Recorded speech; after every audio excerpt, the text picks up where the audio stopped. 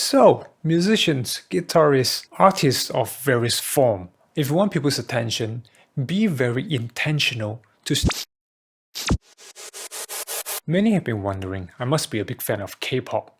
I'm a big fan of interesting stuff. I remember when I hear a metal band called Tesseract put a saxophone solo in one of their songs. Saxophone in metal music. My eyebrows were almost over my forehead. I know a lot of people don't care about Billboard charts or Spotify hit song playlists. They only pay attention to the things that they are already familiar with. Well, there's nothing wrong with that, but let me tell you something about K-pop.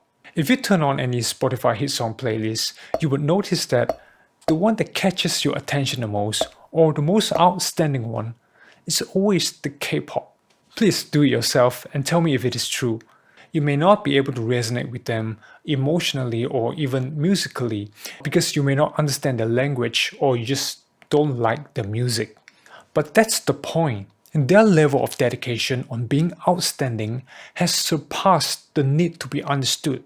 That means whether you're into K-pop or not, whether you understand them or not, they are already catching your attention. No? Because of the fierce competition among the K-pop scene, every one of them has to be highly creative and daring in every sense. They are constantly finding ways to drive people crazy in a good way or a bad way in order to stay ahead of the game.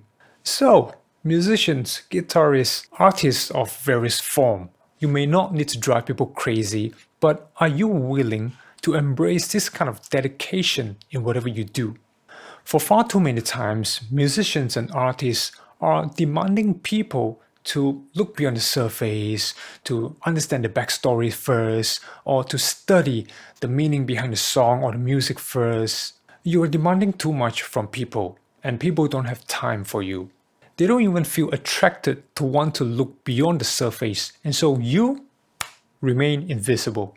So when people walk away, you say things like, these people have no taste. If you want people's attention, be very intentional to stand out and be unique.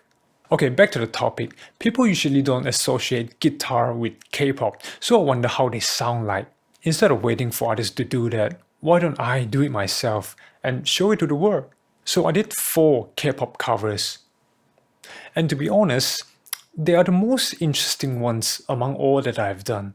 You may feel that the guitar is a little bit too much, especially when there are vocals and guitar at the same time, so treat it as an experiment.